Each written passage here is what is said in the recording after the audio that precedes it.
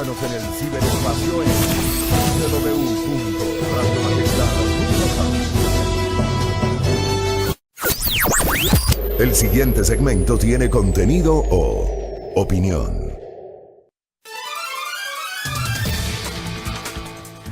Muy bien, 6 de la mañana con 21 minutos en la primera hora a través de la señal de Majestad Radio. Gracias por la gentileza, gracias por la sintonía. Tenemos una muy interesante visualización a esta hora de la mañana. De verdad les agradezco mucho por esa confianza, por esa gentileza, también por discrepar con nosotros.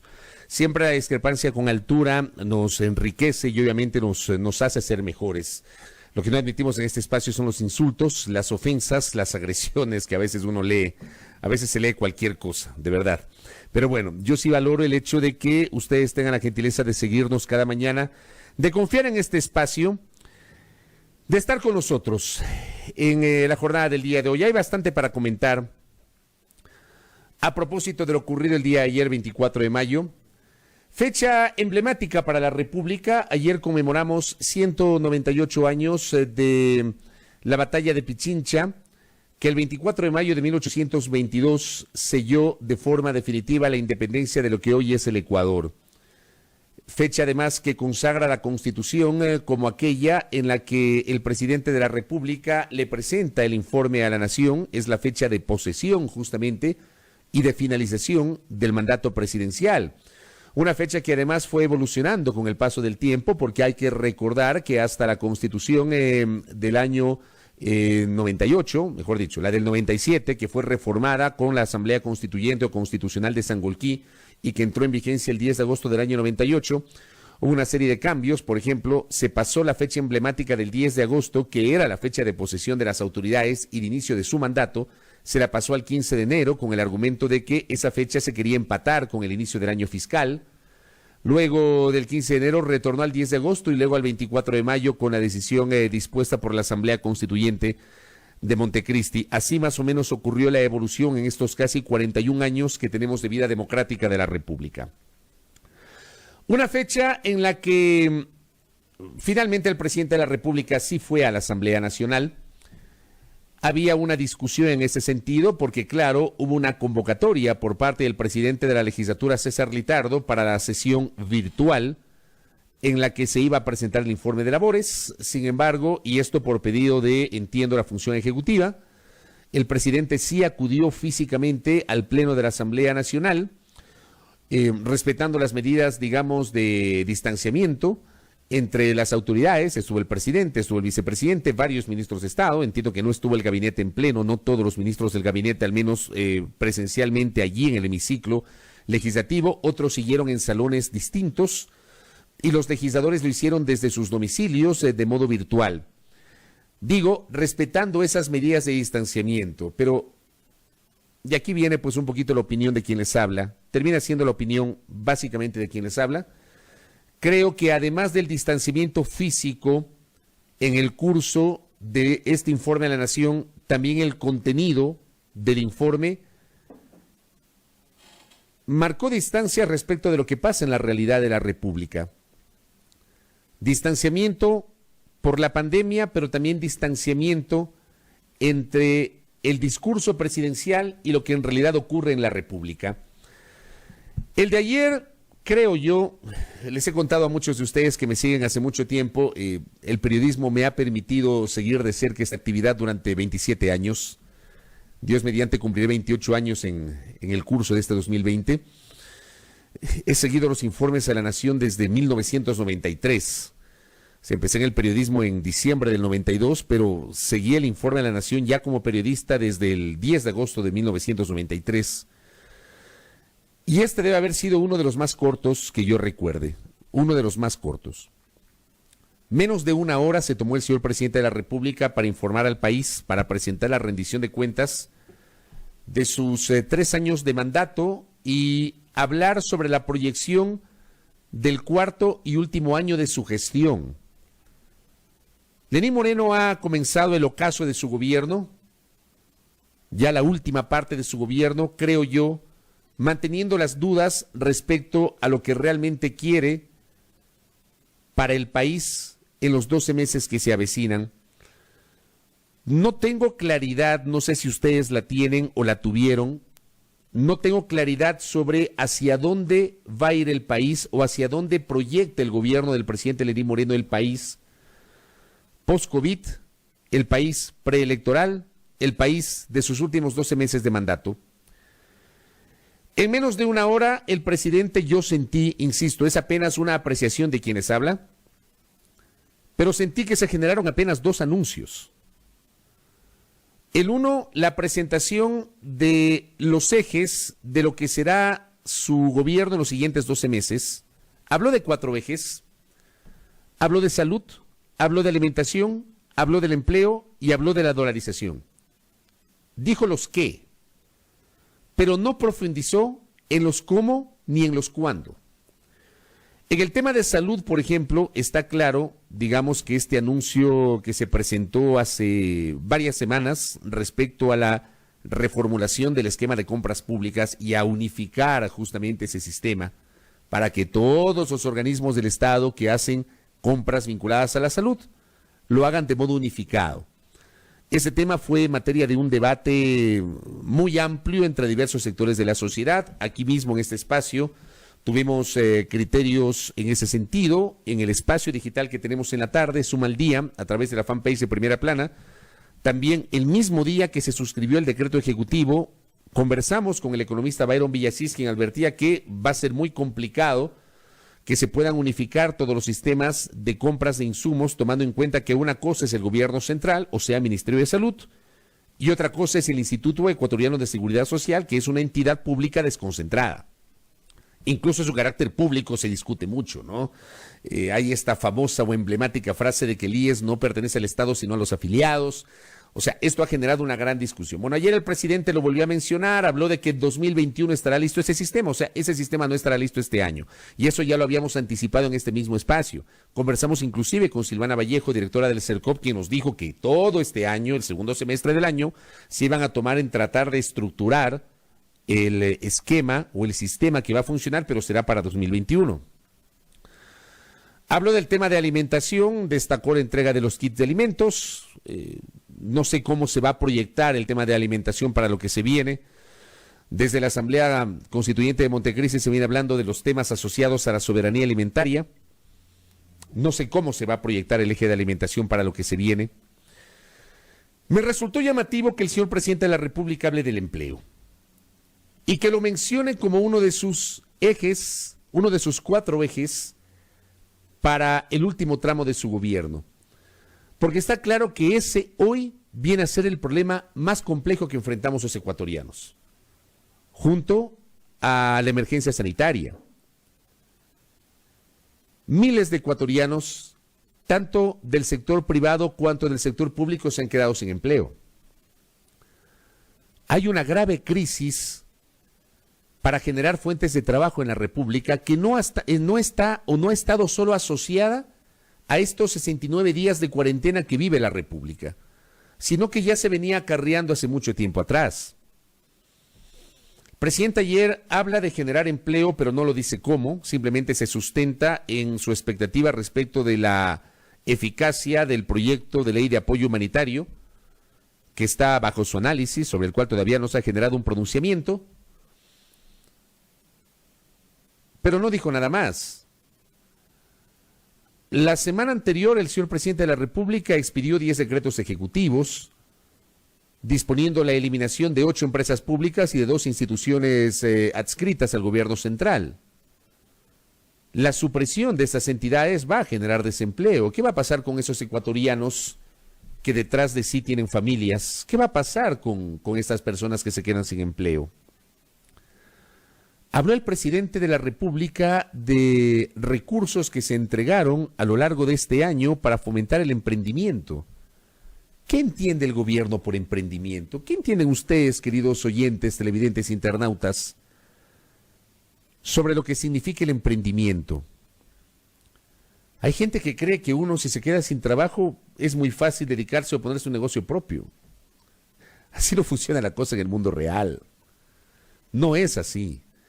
Porque además el ponerse un emprendimiento implica una serie de cosas. Para empezar, las propias destrezas de la persona. el perder un trabajo y el buscar la posibilidad del sustento diario no implica necesariamente, aunque algunos la ven así, colocarse en la esquina de cualquier barrio un carrito para la venta de hot dogs o de hamburguesas, que es un trabajo digno, por supuesto, pero algunos creen que ese es el ejemplo más emblemático del emprendimiento. Y nos venden la idea de que supuestamente se han entregado miles de dólares en los últimos tiempos para poder activar el empleo. Estoy buscando la cifra exacta, aquí está, la cifra exacta que dio ayer el señor presidente de la República.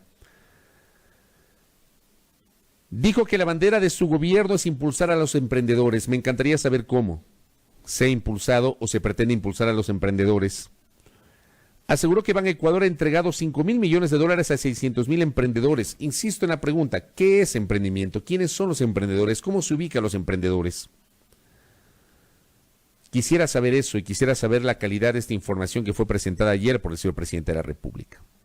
O sea, sí me hace ruido el que se haya mencionado como uno de los 4 ejes del último tramo de mandato del presidente de la República el tema del empleo, cuando hay una grave crisis de empleo en el Ecuador, en el sector público y en el sector privado.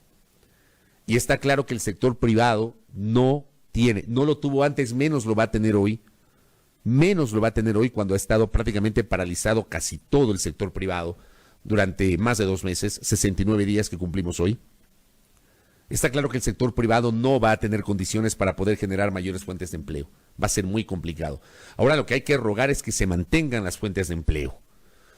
El propio presidente de la República reconoció que en los 69 días que hemos enfrentado de emergencia sanitaria se han perdido 150,000 empleos. Es una cifra durísima. 150,000 ecuatorianos sin trabajo. Cifra proporcionada y reconocida ayer por el señor presidente de la República. Y luego habla de la dolarización y el presidente ha vuelto a decir que mientras él sea presidente, la dolarización deberá ser cuidada y atesorada. ¿Cómo? Apenas mencionó la aplicación de la ley orgánica para el ordenamiento de las finanzas públicas, pero no dijo cómo. ¿Cómo se va a defender, a cuidar y a atesorar la dolarización? No dijo nada, por ejemplo, de cuidar el sector externo de la economía, que para algunos termina siendo una mala palabra. El hablar de salvaguardias para algunos termina siendo una mala palabra. Automáticamente lo ubican con cierto sesgo. Una medida que en buen romance apunta a proteger la producción nacional y evitar que los dólares se vayan del país. Al igual que el impuesto a la salida de divisas, muy discutido por los empresarios, pero que termina siendo una herramienta para tratar de que los dólares se queden en el Ecuador. Ese fue un anuncio generado por el presidente de la República que, digo, a mí me generó muchas dudas por las consideraciones que estoy comentando con ustedes. Y el otro es que el señor presidente de la República, déjenme citar exactamente lo que dijo el señor presidente de la República. Palabras textuales del presidente sobre esta nueva contribución que va a solicitar a los ecuatorianos. Que digo, yo creo que a todos nos llamó la atención, muchos nos quedamos preguntando porque no fue, digamos, mucho más explicativo en lo que quiere hacer. El señor presidente de la República respecto de cuánto debemos contribuir los ecuatorianos, se entiende que no serán todos. El presidente Moreno ha dicho ayer que va a emplear la facultad que le da la Constitución en casos de excepción para que quienes ganen más de $5,000 al mes adelanten un porcentaje de sus impuestos y que aplicará la misma medida para que grandes empresas que no fueron afectadas en sus ingresos durante la pandemia adelanten sus impuestos. Eso fue lo único que dijo el presidente. Si yo reviso el artículo 165 de la Constitución, sobre las atribuciones que tiene el presidente de la República en estado de excepción. Estamos en estado de excepción desde el 16 de marzo, renovado el pasado 15 de mayo. Dentro del artículo 165, Se establecen las facultades, 8 facultades del presidente de la República en estado de excepción y se menciona, por ejemplo, la número 1, decretar la recaudación anticipada de tributos. Quisiéramos tener claridad, porque no lo dijo ayer. O sea, el problema es que lamentablemente a ratos los anuncios terminan quedándose en la periferia y no vamos a lo de fondo. No vamos a lo de fondo. El presidente Moreno va a decretar en las próximas horas, va a emitir un decreto ejecutivo amparado en el numeral 1 del artículo 165 de la Constitución para disponer que quienes ganan más de $5,000 mensuales y las empresas que no fueron afectadas por la pandemia, me imagino que se refiere a los supermercados y a las farmacias, me imagino.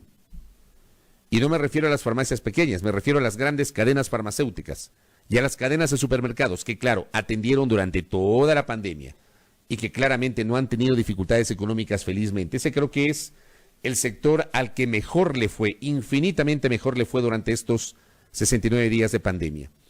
Retomo lo que digo.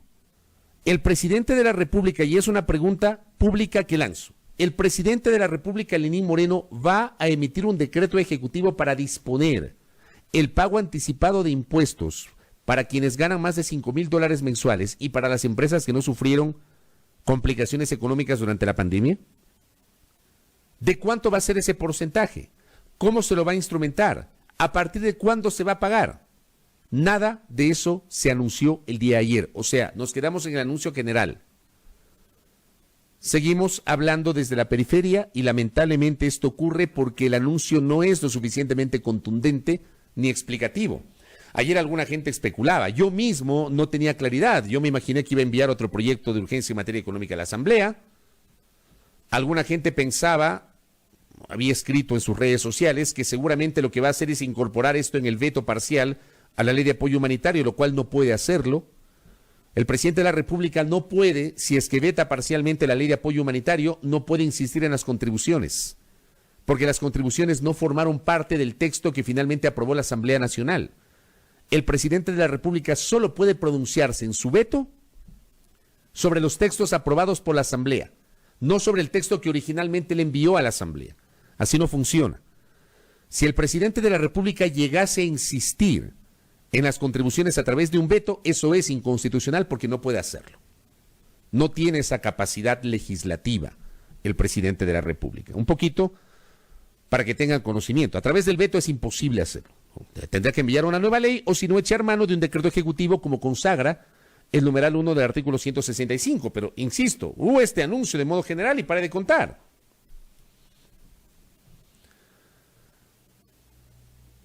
Le generó el presidente Moreno un jalón de orejas además a la Asamblea Nacional, cuestionando el hecho de que sus ministros de Estado pierden mucho tiempo en responder las inquietudes de los legisladores. Trató de matizarlo el presidente, señalando que de modo alguno pretende coartar el ejercicio fiscalizador. Dijo el presidente ayer, adelante con las tareas de fiscalización, no las he limitado ni las he impedido nunca, dijo. Pero añadió, mis ministros han comparecido a la Asamblea al menos en 200 ocasiones y solo durante la emergencia sanitaria han respondido más de 300 pedidos de información de los legisladores. Busquemos juntos los equilibrios democráticos, pero no le demos al país un espectáculo de pirotecnia política, dijo el presidente ayer. O sea, respeta la capacidad fiscalizadora de la Asamblea, pero a renglón seguido cuestiona el hecho de que sus ministros hayan comparecido en 200 ocasiones. Y les hace esta suerte de jalón de orejas. Y les pidió buscar juntos los equilibrios democráticos. Pero yo pregunto públicamente, ¿cómo se puede buscar el equilibrio democrático si el presidente de la República no dialoga con la Asamblea? Hay un tramo del discurso del presidente de la legislatura, César Litardo, que pasó desapercibido lamentablemente. Pero hay que tomarlo en cuenta y hay que tomar nota de aquello. Litardo le dijo ayer al presidente de la República, refiriendo por ejemplo vetos totales generados sobre leyes que fueron aprobadas por la Asamblea Nacional para el combate a la corrupción, porque esa es otra. Se insiste casi ratificando o pensando que es la panacea para el combate a la corrupción la aprobación de reformas legales cuando tienen aquí vigentes instrumentos para hacerlo. Y yo sigo pensando que esto pasa por voluntad más que por aprobar una nueva legislación, pasa por voluntad política. Pero ayer Litardo recordaba que una de las leyes aprobadas por la Asamblea para combatir la corrupción fue vetada totalmente por el Ejecutivo. Habló del trámite de las leyes de urgencia en materia económica que fueron aprobadas por la Asamblea Nacional. Finalmente fueron aprobadas porque la Asamblea cedió. En el caso de la ley de apoyo humanitario, la Asamblea terminó, digamos, el Ejecutivo terminó cediendo y la Asamblea eliminó todo el capítulo de contribuciones. Por eso fue aprobada esa ley. Si no, esa ley no iba a ser aprobada. Y manteniendo los muy discutibles artículos vinculados a los temas laborales. Y la otra ley, la ley de ordenamiento de las finanzas públicas, se aprobó en medio de dudas respecto de la capacidad de respetar la autonomía del Instituto Ecuatoriano de Seguridad Social, el IES, y también el de la Policía ISPOL y el de Fuerzas Armadas ISFA. Y en medio del escándalo por la supuesta vinculación del asesor del asambleísta Daniel Mendoza en un caso de corrupción. Y citó a Mendoza porque él preside la Comisión de Régimen Económico que tramitó ese cuerpo normativo. Bueno, finalmente fueron aprobadas, pero Litardo le dijo ayer al presidente en el informe de la Nación, le pidió coordinación para el envío de las leyes. Digo, esta declaración del presidente de la Asamblea como que pasó desapercibida, pero para mí fue la más importante de lo que dijo en su discurso el titular de la legislatura. Le pidió al Ejecutivo coordinación para el futuro envío de leyes. Sobre eso el presidente de la República no dijo nada. No dijo nada en su discurso. Cuando lo lógico es que, si nos presentan en la etiqueta esta apertura al diálogo, conversen con la Asamblea Nacional. Si, por ejemplo, hay una actitud de quitarle muchísimo tiempo a los ministros de Estado, como palabras más, palabras menos, ayer dijo el presidente de la República, dialoguen con los legisladores. Al final del día, la capacidad del legislador es esa. El legislador tiene el derecho de fiscalizar. No se había pedido durante mucho tiempo que fiscalicen. Y ahora resulta que quienes pedían que fiscalicen reniegan de la calidad de esa fiscalización. ¿En qué quedamos? Y para de contar, digamos, yo me quedé con eso, apenas esos dos anuncios, por ahí una revisión de los temas del último año. Estos informes a la Nación, y les digo, apelo y hablo desde la experiencia, yo jamás he escuchado a un presidente de la República que admite errores en un informe a la Nación, jamás, jamás, nunca, nunca, nunca, nunca. Yo vengo escuchando informes a la Nación desde la presidencia del doctor Borja cuando era estudiante de colegio. Y desde el primer año de gobierno de Durán Ballén ya ejerciendo la función de periodista. Yo no recuerdo nunca un informe de la Nación donde un presidente de la República haga ejercicio de autocrítica sobre sus errores u omisiones. Siempre nos presentan un país que desde la óptica del ciudadano común y corriente no es el país real. No se admiten errores, no se admiten falencias, no se admiten equivocaciones, no se las reconoce. Ayer no fue la excepción. Ayer creo que en algunos espacios del informe de la Nación se vendió otra vez humo.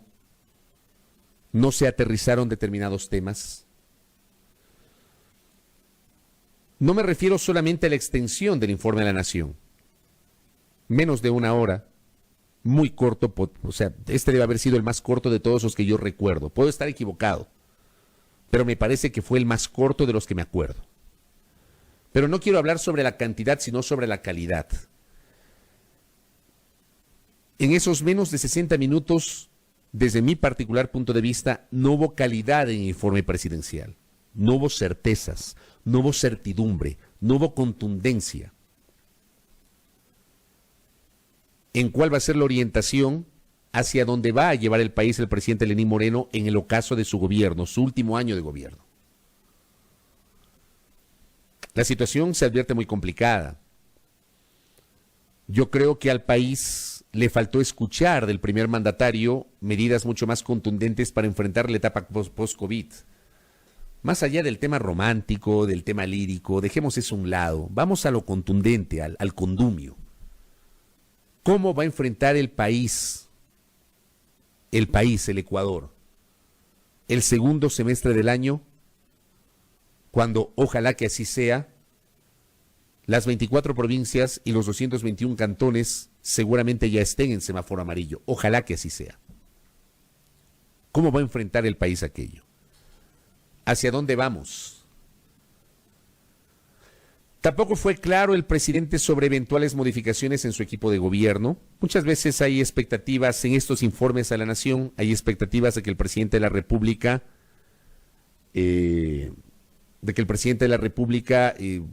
digamos, dé luces sobre algún tipo de reorientación en su propio equipo de gobierno.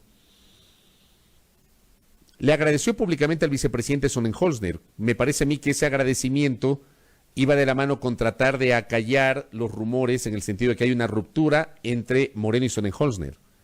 Y el vicepresidente estuvo presente ayer.